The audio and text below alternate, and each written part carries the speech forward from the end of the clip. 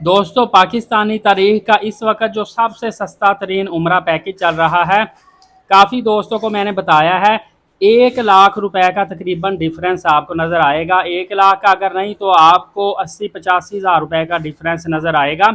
कितना सस्ता पैकेज है, कितने का बनेगा, सारी डिटेल आपको बताता हूँ और साथ आपको उसकी एक रियलिटी भी बताऊँगा कि आप कर सकते हैं या नहीं कर सकते और इसका करने का फ़ायदा क्या, नुकसान क्या होगा। दोस्तों, कराची से पैकेज ये तकरीबन आपको मेरे अंदाजे से 1,95,000 रुपये का बन जाएगा और आप दूसरे पाकिस्तान के शहरों से जाएंगे 2,15,000 रुपये का आपको पैकेज बन जाएगा। इस पैकेज में आपको कनेक्टिंग फ़्लाइट मिलेगी और शटल होटल मिलेगा। सिर्फ ये दो चीज़ें आपने माइंड में रखनी हैं। कनेक्टिंग फ़्लाइट का नुकसान ये होता है कि ये मस्कत में या किसी और मुल्क में जाके 6 से 8 घंटे 10 घंटे भी स्टे कर सकती है और वापसी पे फिर इसने स्टे करना होता है। थकावट होती है, हमने जल्दी आना जाना होता है या इतना स्टे बाज़ औक़ात हमसे सर्वाइव नहीं हो पाता। बस ये नुकसान होगा। अगर इतना आप कर सकते, यंग है, अकेले हैं, बच्चे साथ नहीं, कोई बुज़ुर्ग कोई बीमार साथ नहीं है, तो फिर आप कनेक्टिंग फ़्लाइट ले सकते हैं।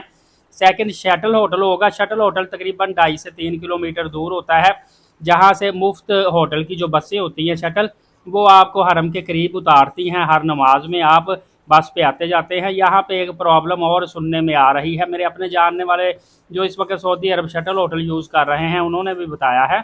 उनका कहना है कि होटल में ज़्यादा से ज़्यादा 2 से 3 बसें होती हैं और अक्सर होता है कि पहले वो लेडीज़ को उतारने चले जाते हैं, फिर बाद में जेंट्स को। होटल के अंदर 300, 350, 400, 450 अफराद मौजूद होते हैं। तो बसें हरम शरीफ में लोगों को उतारते उतारते ही कोई 2 से ढाई 3 घंटे लगा देती हैं, जिसकी वजह से हमें बड़ा मसला पेश आता है। टाइम बड़ा ज़ाया होता है, इंतज़ार बड़ा करना पड़ता है और बाज़ औक़ात ईशा के वक्त, अब ईशा की नमाज के बाद 10 बजे हमारी कोशिश होती है होटल में आए, लेकिन शटल बसें कम होती हैं। पहले लेडीज़ को लेके जाते आते हैं, टाइम लगता है, रात के 12-12 बजे हम होटल में पहुंचते हैं। और दोस्तों का कहना है कि अगर हम टैक्सी करवा के आए जाएं तो हमने तो कोई 10,000 रुपये इसीलिए बचत अपनी करवाई थी कि चलें हम शटल होटल दूर लेंगे, हमारा 10,000 रुपये बच जाएगा। अगर हमने टैक्सी ही करवा के आना जाना तो फिर हमें क्या फ़ायदा हुआ। तो इसीलिए ये चीज़ आप देख लीजिएगा। मैंने आपको प्रोज एंड कॉन्स इसके बता दिए हैं कि शटल होटल का नफ़ा नुकसान क्या है और कनेक्टिंग फ़्लाइट का क्या है। बहरहाल आजकल कनेक्टिंग फ़्लाइट में जो सस्ता पैकेज है वो फ़्लाई दुबई से भी मिल रहा है, फ़्लाई जना से भी मिल रहा है, सलाम एयरलाइन के साथ पैकेज मिल रहा है। बाकी जो मैंने एक अच्छा एवरेज पैकेज देखा है ना, जो कि बंदा रीज़नेबल पैकेज लेके जाएगा, परेशानी नहीं होगी, तो वो पैकेज जो है तकरीबन 2,80,000 रुपये का आपको 21 दिन का मिलेगा। सऊदी एयरलाइन के साथ जाएंगे तो फिर आपको कोई 3 लाख के करीब मिलेगा, जिसमें आप रहाइश 450-500 मीटर फासले पे ले सकते हैं। एयरलाइन भी अच्छी होगी। लेकिन देखिए 2,15,000 रुपये का कनेक्टिंग फ़्लाइट शटल होटल के साथ और अगर 2,80,000 रुपये का आपको PI एयर ब्लू या एयर सियाल के साथ अगर डायरेक्ट एयरलाइन के साथ मिलता है तो तकरीबन इसमें भी, और अगर सऊदी एयरलाइन के साथ लेते हैं तो कोई 80,000 रुपये का इसमें डिफरेंस आ जाता है। लिहाजा आप अपने बजट के मुताबिक उम्रा की अदायगी कर सकते हैं। शटल होटल के साथ मैंने आपको प्रॉब्लम्स बता दी, लेकिन इस वक्त सस्ता ये हो जाएगा। और आगे चल के अगर यकम रबीउल अव्वल से फूड वाउचर मील भी शामिल लाजमी कर दिया गया तो फिर आपको तकरीबन 32-33 हज़ार रुपये एक्स्ट्रा मील वाउचर का भी पैकेज में लाजमी तौर पर देना पड़ेगा और इस हिसाब से पैकेज आपका महंगा होगा।